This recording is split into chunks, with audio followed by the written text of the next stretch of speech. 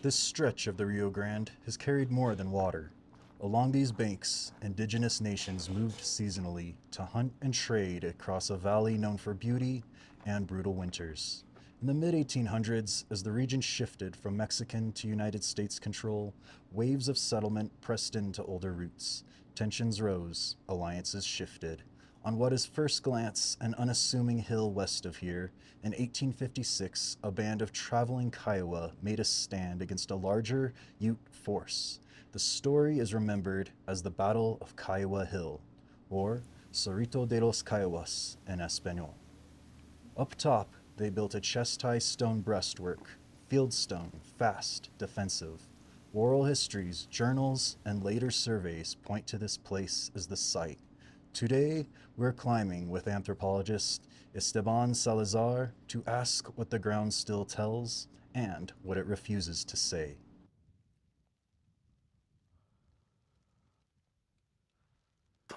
My name is Esteban Salazar. I'm a lifelong resident of the San Luis Valley.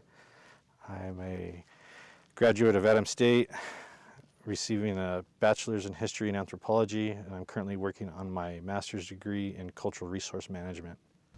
So, Esteban, what was the Battle of Kiowa Hill, and why do you feel it matters to this valley's story?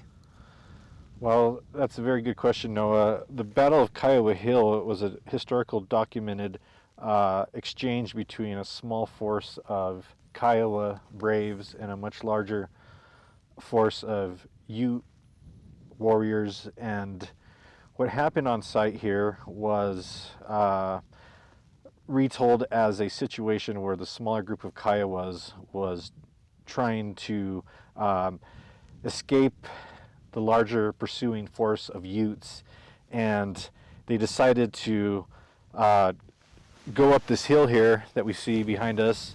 And on the west side of the hill, what they did is they built a breastwork. So that's a chest-high fieldstone man-built structure. It's a defensive position, and they remained in that defensive position for 2 days until the larger occupying Ute force was able to break the line and break through the wall that they had constructed, and at which time the Ute warriors proceeded to kill the remaining Kiowas that were in that defensive position. But in the greater context of the San Luis Valley and the state of Colorado, it really speaks to this really provocative transitional period coming right after the signing of the Treaty of Guadalupe Hidalgo, where the Mexican government ceded the American Southwest to the United States. And what we see here at that time was the third wave of colonialism, starting first in New Mexico with Spanish colonialism, Mexican colonialism, and subsequently American colonialism. So it speaks to the history of the indigenous groups that called this place home and cherished it, and it came to hunt. And it never became an occupation center like our Puebloan tribes on the Rio Grande corridor, just 90 miles away from here. The San Luis Valley is known for its extreme winters, and it was just not an ideal location to have sedentary communities with agriculture. So we had a lot of hunter-gatherers, and with the introduction of the horse, a lot of nomadic tribes that called this place home. So it speaks to the relocation of these indigenous groups outside of the San Luis Valley, away from settler communities, the gold fields and things like that. And that includes the Ute groups, the Jicarilla Apache, the Kiowa, and a whole slew of other native groups that call this place home. Esteban, what are some common ground rules and observations visitors to sites like this should have and keep in mind? I think we want to adhere to the leave no trace principles. That means look, don't touch, don't disturb. If you find things of historic or prehistoric significance, like artifacts, we want to leave those there for future research purposes. Removing artifacts from public lands can be considered looting. And also it degrades the potential for future researchers like archaeologists to revisit the site and learn There you more go. detailed information about what actually occurred here.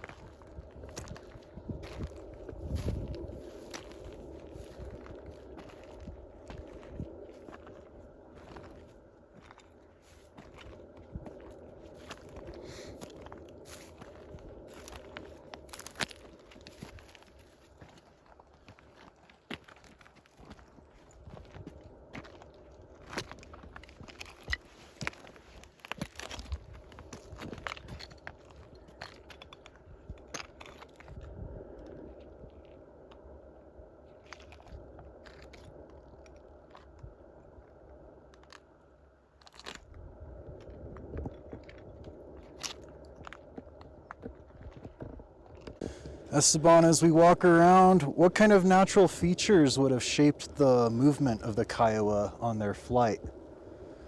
Well, I think, in this situation where they were being pursued by a much larger group of horsemen, the Ute tribe, they would have had to use the natural geological features, things like water drainages, arroyos, things that they could make a low profile and get down behind uh, a protection so that they could avoid bullets and arrows and things of that nature.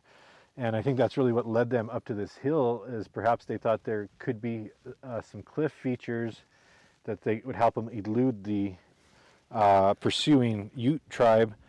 But what they found at the top of the hill was just a cinder cone volcano, and they used the shell rock, the fieldstone, to build up their fortification at the battle site. So, what specific details help you define a battle feature from one that might have been used by stockmen or hunters? Well, this one particularly has the historical provenience and the journal and the oral tradition that was handed down by the first settlers of the region, the Hispano settlers, who were also very much a part of settler colonialism. But what distinguishes, in my mind, out here a defensive battle position is location and how it was constructed. Out here, you'll also see stacked cairns of stone that are typically wayfinding instruments before maps and before roads and signs. These were built vertically to stand out on the landscape as a waypoint and a guide. In addition to the navigational cairns, we also see built structures that are related primarily to the sheep herding tradition in the area, which involves shepherds who would bring their livestock out on the range, and sometimes they would make an expedient structure from fieldstone and to contain maybe some lambs or things like that. Also, there's another common feature known as a hunting blind, and those can be as simple as, something built up 2 or 3 feet, enough to obscure visually a profile of a person crouched down behind, maybe in association with a game drive, but essentially it was built in places where game were funneled or known to frequent via migration routes or access to water, and a hunter would hide behind these built structures in order to surprise his quarry and take home the game that he was waiting for. Tell us about this pile of rocks, Esteban. Well, I can't say with certainty that this is a part or an association with the formal fortification, which is to the north of us here about 100 yards. But it is a man-made structure. It is in disrepair. It could be vandalism. It could be just erosional impacts that are making it kind of slump and fall down. But this is also a very substantial built man-made structure. The function likely is was in the time of use, it was a vertical wall used to hide behind to stop enemy arrow and rifle fire.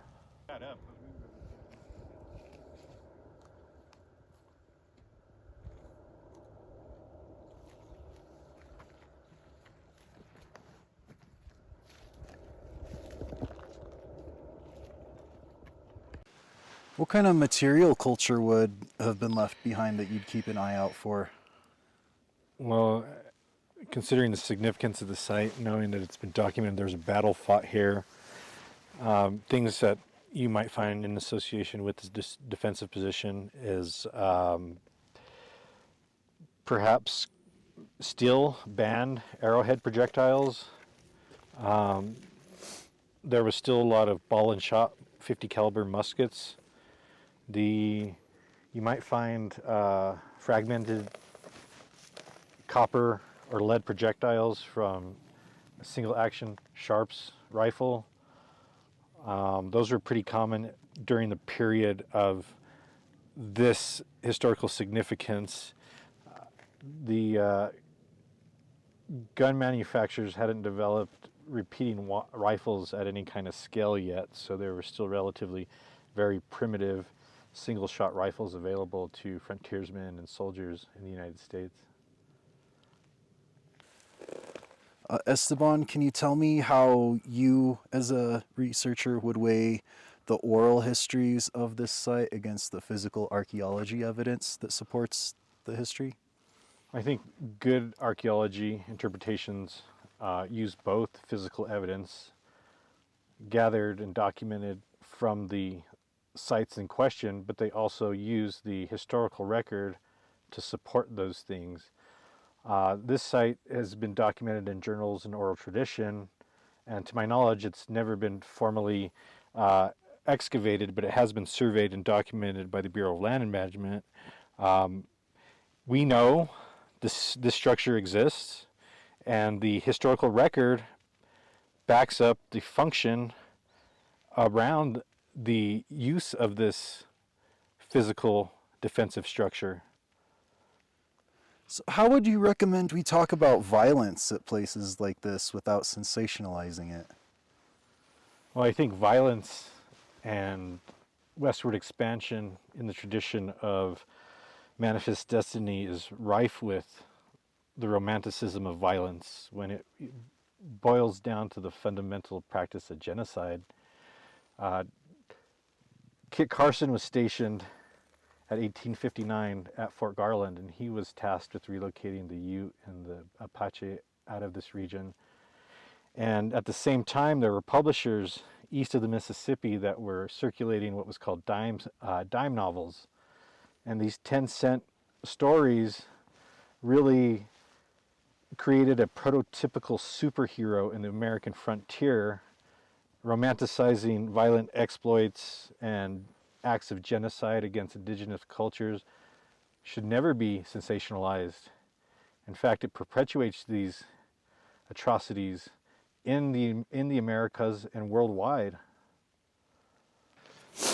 If the descendants of the communities involved in this event, such as the Utes, the Kiowas, or even the Hispano witnesses, if they were here guiding us today, what would they want emphasized about the event?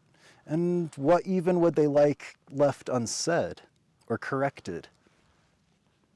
Well, I think what might be said from the indigenous community is the significance of the tenacity of these indigenous groups who were inadvertently turned against each other in the process of settler colonialism and land acquisition for the United States government. I think of a few things that might be omitted or discredited in the historical record are such references to the Kiowa perhaps being under the influence of alcohol, grain spirits that were manufactured in Taos, known as Taos Lightning. I think that is an awfully controversial and convoluted interpretation, and to my knowledge, the physical record does not support that interpretation.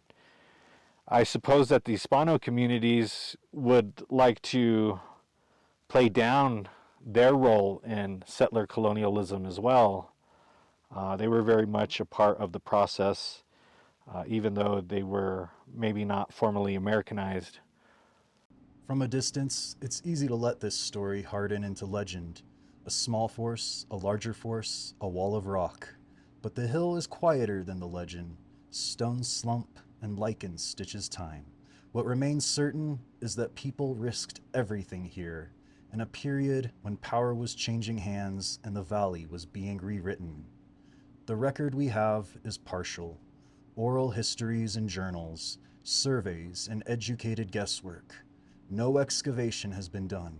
The absence is part of the truth and part of the responsibility. To look, not take. To name what happened without turning violence into spectacle. If you come here, come gently. The past is not a prop. It is a lived inheritance for Ute, Kiowa, and Hispano descendants who still hold stories of this valley. Our job is to listen, to protect what's left, and to leave the ground ready for the next careful reader. The river keeps moving, and the hills keep watch.